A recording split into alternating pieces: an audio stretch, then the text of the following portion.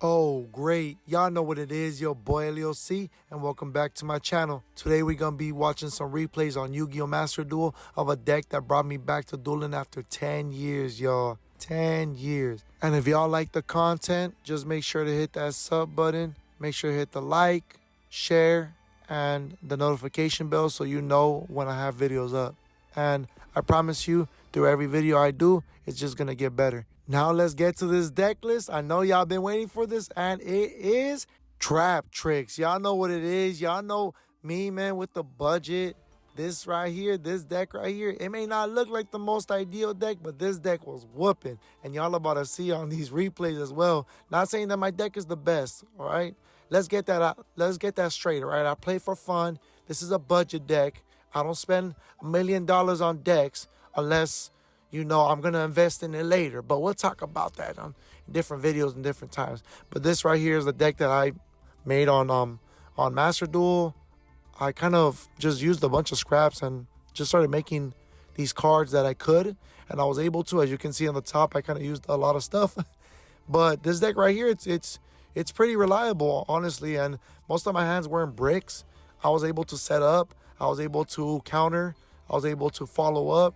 This deck it pops off. Once it's set up, it really pops off. And this is a really easy deck to play too. I only run one Maxi because you know your boy is broke. And then I'm going to run 2 Ash Blossoms because you know your boy is broke. I'm running 3 Mermelos because this is a staple in the deck. I need 3, so, you know. I'm running 2 Dianeas. Some people like to run 1, but 2 for me is cool. Then I'm running 3 Mantis because it's also a staple. You need 3. This next card, though, honestly, was a curveball. I didn't expect to add it, but it was actually really helpful in some of my duels. TRAPTRIX Vesiculo. This card is sick. Like, I didn't really use it to its potential when I first got the card, but this card is pretty dope. I'm running 3 Pudikas because y'all know that Pudika be coming in clutch, and it has really good synergy with the other XYZ monster that I have. And yeah, it's just a really great card. What else am I running? I'm running 3 Arachnocampa because this card is good against Harpies. If they think my back row is my only safe space and I can't defend it, this card comes through. 2 Parallel Exceeds. I know a lot of people are going to be tripping on this saying, oh man, run 3. It's staple run 3. Nah, man, with 2, I'm doing good. And there's another card I added in here too, just in case I break. Yo, boy only running 1 nib because he broke. It says 2, but I'm only running 1 because I'm broke. I'm running 2 Dark World Dealings. I would prefer the Trap Tunalizing TRAPTRIX card, but this one's a good alternative in case you can't afford the other ones. This one is a good alternative. You could still dump your cards into the graveyard if you need to and activate them. And yeah. What else? 1 TRAPTRIX Garden, just because this card is just pretty much standard. It's just 1. So, but it's a great card. 2 Call Buys because you know right here I can run 2, baby. Shouts out to Lito for this next card right here, Torrential Tribute. I run 2 of those. He's been testing it out on his deck, and he said it's been working. And then one of my duels, it worked too. So shouts out to Lito for that one. I'm running 1 Bottomless Trap Hole, 1 TRAPTRIX Trap Hole Nightmare, 3 Floodgate Trap Holes because they do not target. Fun fact, 1 Infinite Impermanence because you know your boy's broke. 2 Gravediggers Trap Hole because this card is good against hand traps and graveyard effects. So this card be coming in clutch. 1 Terrifying Trap Hole Nightmare just because it's standard.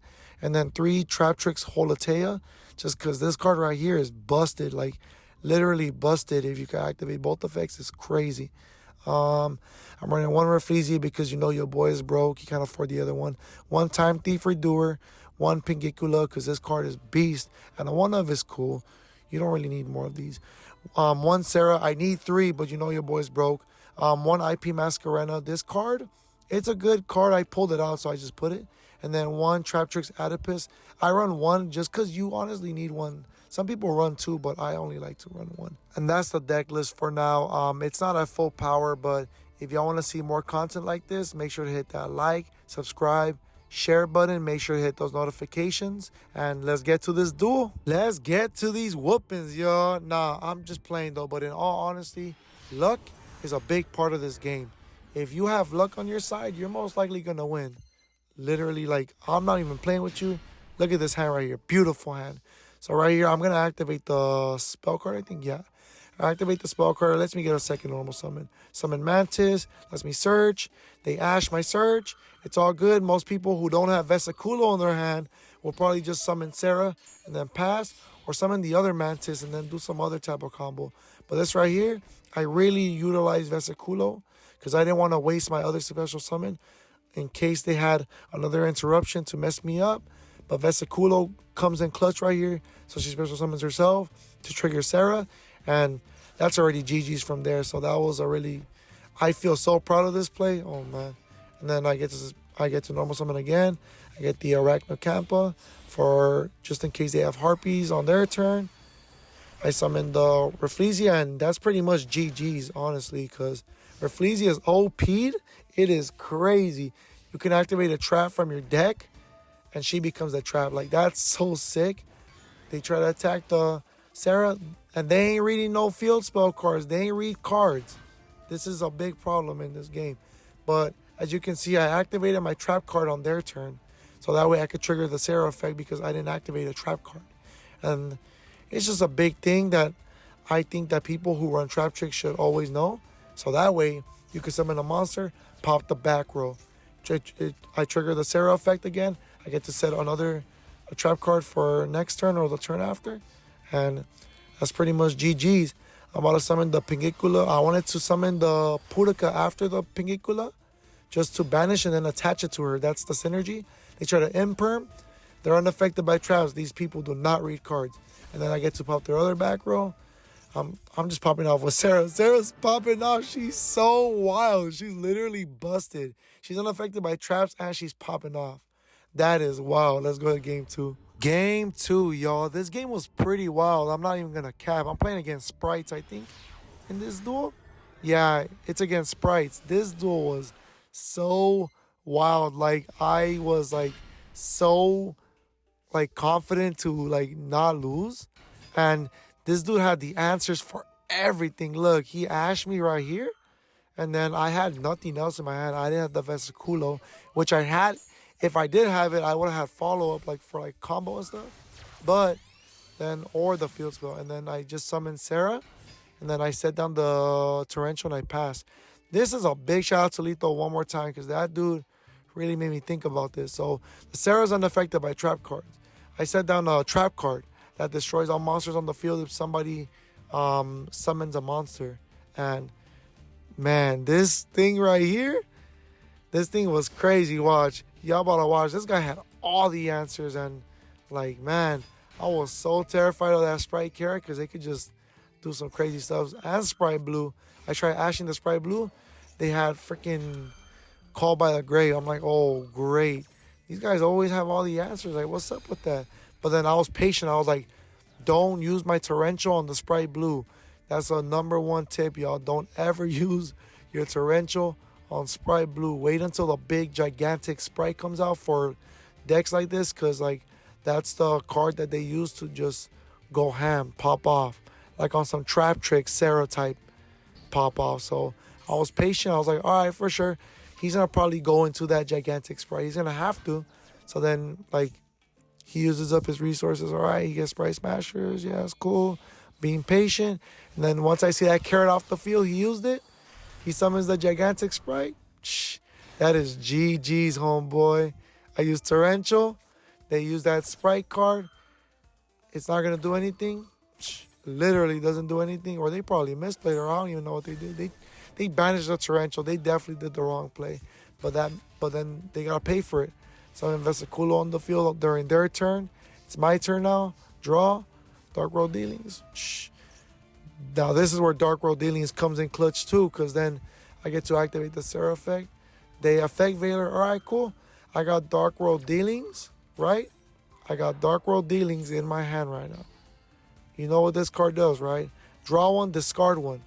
The Holotea, it activates in the graveyard if I want to too. So then I XZ the Pingicula because I know that they have no hand traps or no nibs or nothing like that, so I could just pop off right now. But yeah, that Dark World Dealings really came through because then look, I was able to dump the Holotea in the graveyard, and you're about to see what's about to happen to this guy right now.